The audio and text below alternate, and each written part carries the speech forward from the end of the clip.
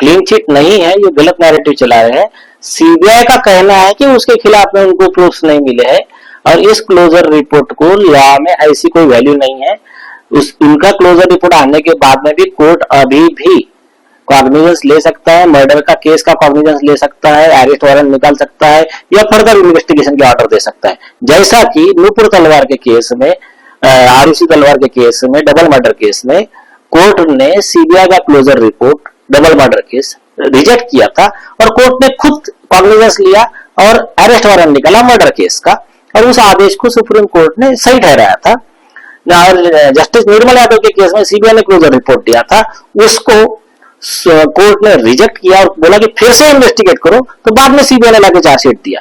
मतलब इवन बाद आप क्लोजर रिपोर्ट के बाद में भी कोर्ट फर्दर इन्वेस्टिगेशन दे सकता है, फिर से चार्जशीट आ सकती है, कोर्ट अरेस्ट वारंट निकाल सकता है, कॉग्निजेंस हो सकता है, तो इसको क्लीन चिट नहीं बोल सकते हैं।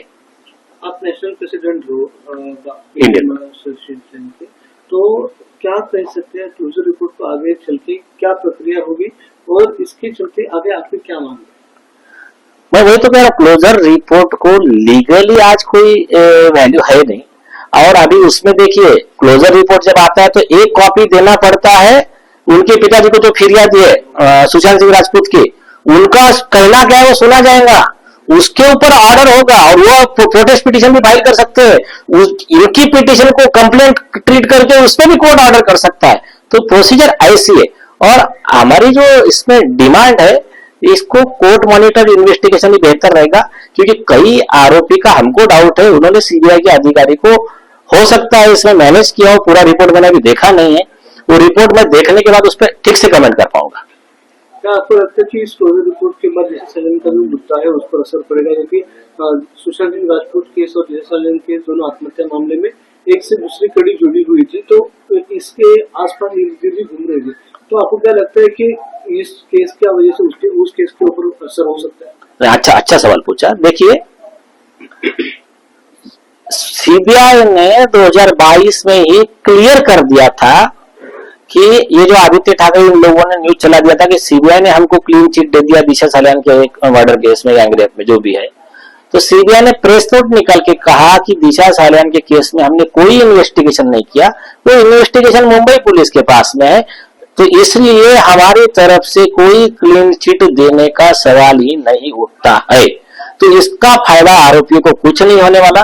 मैंने अपने प्रेस नोट में सुप्रीम कोर्ट के 2 जजमेंट भेजे हैं, उसमें क्लियर कहा गया है कि अगर सपोज कंप्लेनेंट का कहना है कि 4 ऑफेंस कनेक्टेड है, उसमें से 3 ऑफेंस से रिलेटेड हमारे पास में अगर साउंड प्रूफ नहीं भी होता है, या तो फिर हमारा कहना कुछ ये भी पाया जाता है कि इनकंसिस्टेंसी और इलॉजिकल और बेसलेस, कुछ भी एग्जैजरेटेड, तब भी जो मेन केस है जिसकी प्रूफ है, जैसा कि फॉर एग्जांपल आदित्य ठाकरे के खिलाफ में ये केस में गैंगरेप के आई विटनेस, उनके mobile tower location, video, photo, जो भी मटेरियल अवेलेबल है हमारे पास, उसके बेस पे इनको सजा देनी चाहिए। आरोपी को कोई बेनिफिट दे नहीं सकते, ऐसा सुप्रीम कोर्ट ने कानून ठहरा दिया है। वो सुप्रीम कोर्ट ने क्लियर लिखा है, falsus in uno falsus in omnibus is not applicable in India.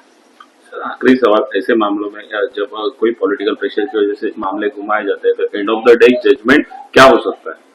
And of the judgement depend करता है सबसे पहली चीज की कंप्लेंट और विक्टिम जो कितने फोर्सफुली उसको लड़ रहे हैं। देखिए, अभी आप सबको पता है, एक गरीब पिता जो बेचारा मसाला चटनी बेचता है, ये एक साइड में वो है, कॉमन मैन है, और एक साइड में ये पावरफुल गुंडा लोग है, आदित्य ठाकरे एंड गैंग। तो ये धन शक्ति, पावर वाली जो शक्ति है विरुद्ध जनशक्ति का लड़ाई है, और सत्य परेशान थोड़ा हो सकता है, पराजित नहीं हो सकता है। भगवान की दया से सत्य की ही विजय होगी।